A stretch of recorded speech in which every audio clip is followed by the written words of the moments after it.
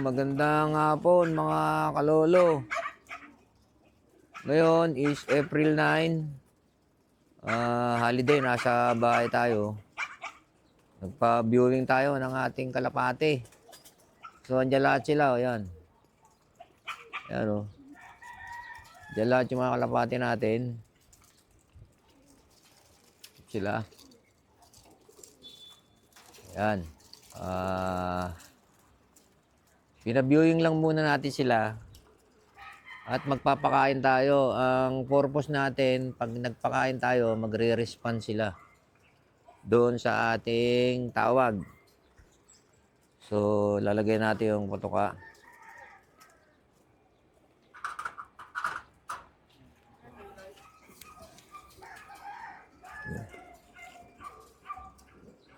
Lalagay tayo ng patoka.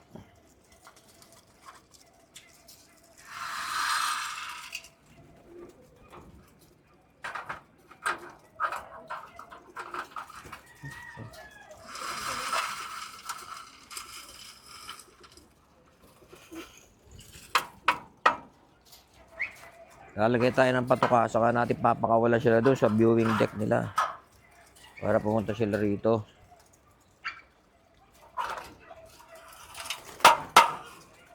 Hindi na nilinis ng lokma natin yung kainan. So ayan, lagaan muna natin sila ng patoka para pagtawag natin bababaan sila dyan. So ito, tigdalawang takal sila. Kasi kahit hindi mo masyadong ilapit, no? Ano naman. Mas maganda yan, hindi masyadong malapit. Ayan, nakababa. Yung iba, nakalusot sila. Nilak ko na yun dun eh. Nakalusot. So, yung iba, nakalabas na sila ron sa, nakalabas sila, Di siguro mahigpit yung pagkakalak natin doon. So kaya nakalabas na yung iba.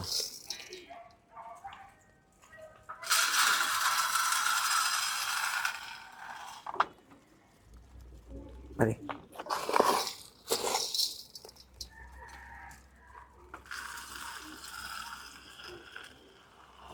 Ito yung pinakamaraming part eh. Dito, 27 yung nandito eh. Dagdagan natin. 27 dito. Tapos 22. Dito, yung pinakawala natin na 28. 22 yung nakabalik. 6 yung nawala. Mukhang natuluyan ng nawala. Dito yung una, 7 yung nawala. So mukhang natuluyan ng nawala yon dahil hindi na nakabalik yung 7. So gagawin ko ngayon is papakawalan ko sila ron. Pero muna. Pakisara, ino. So, dito, ayan. Nilalagyan ko siya ng lock na ganito. Kaso, nakawala itong iba. Makukulit ito. Yung iba, makukulit eh. So, agad bumalik. Yung iba kasi, nangaasawa. Kaya, ayan, dito, ayan. So, ayan ang, ngayon, yan. Andiyan sila ngayon. Ayan, yan. Ayan, yung mga... Yung mga milky ko tsaka white ko na pure hindi nakabalik. So ayun doon, nandun yung ating mga breeder. Oh. So ito yan, ganyan. Nilalak ko silang ganyan. Oh. Kaso may nakaalpas dito. Hindi talaga maganda to, so kailangan talaga yung parang parang ex machina na na trapdoor siguro, yun ang gagawin ko rito eh. Para hinahatak na lang na ganun. Wala na yung ganito. Yan ang gagawin natin sa susunod. So yan, tatawagin na sila. Yela, pakiano mo nga yung pakikalog mo yung kalugan dyan. Okay, ganun nga dito. Okay. O yan, kalugin mo.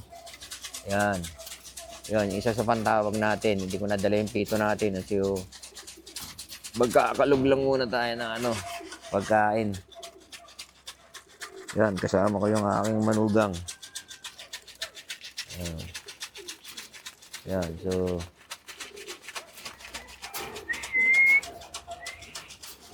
Yan, pababain natin sila kasi may pagkain na dyan. May pagkain na dyan. Bababa na sila. O, bababa na kayo para kumain.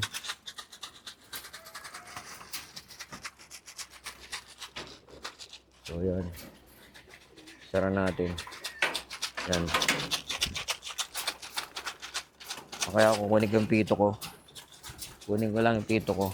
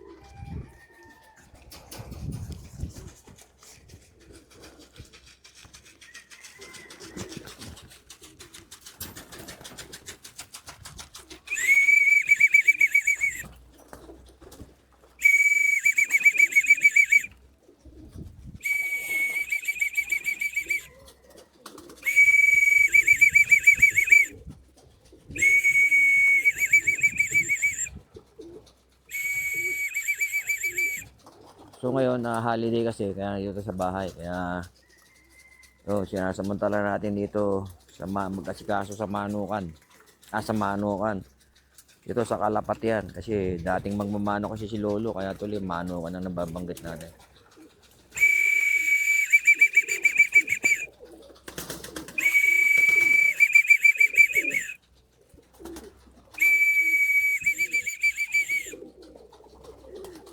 Marami na tayong pangkarera. Ang ano lang natin, naantayin natin sila mag-grouping. Hindi pa sila gaano nag-grouping. So pagka nag-grouping na sila, tapos rumoronda, at ano na sila, ang tawag dito? Lumalayo na. Saka lang tayo siguro, makakasali sa club. Magtotos muna tayo. Mukhang nauhaw yung mga kalapati ko. Parang mas interesado sila sa tubig, kamukha nito. Mas interesado siya sa tubig, hindi sa pagkain. Dahil nga naka-viewing sila dyan. Maghapon sila na viewing. Viewing ko sila dyan maghapon. So mas interesado sila sa tubig. So gagawin ko na lang dyan mamaya pagka wala nang kakain. Mag-iiwan ako ng may pagkain, tapos magpapainom tayo.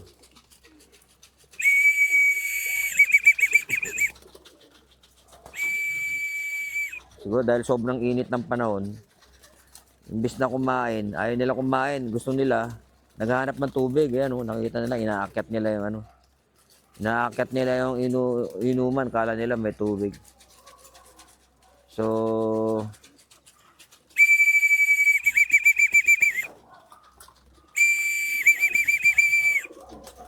dito naman, meron akong inahin na breeder, hindi maitlog, ayan o.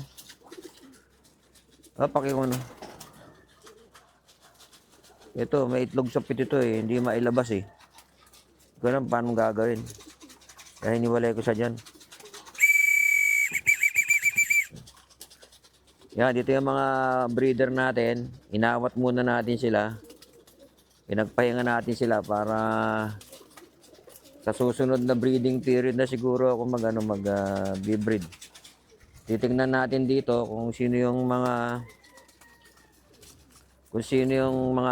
sino yung gagawa ng pangalan o yung mga magiging finisher. Siguro yun ang kukunin natin doon, yung kanilang parents. Kung sino yung mag-aanak ng finisher or clacker. Para doon kasi simula lang pa lang naman tayo sa pagkakalapate.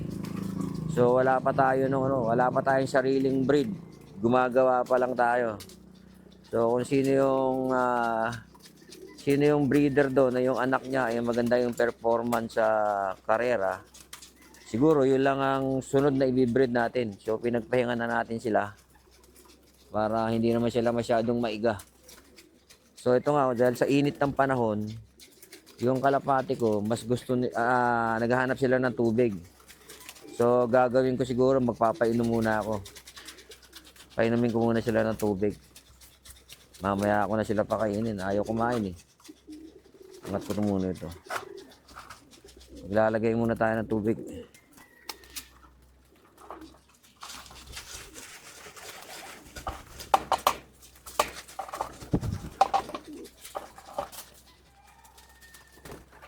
Hindi sila, nasobra yata sa, kanina kasi mainit. Nabilad sila masyado yata sa araw.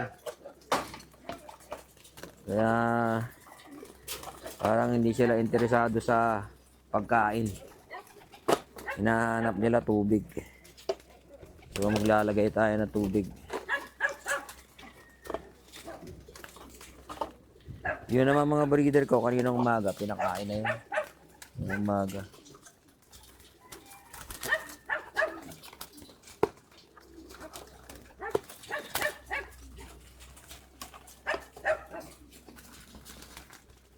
Balikan mo sila.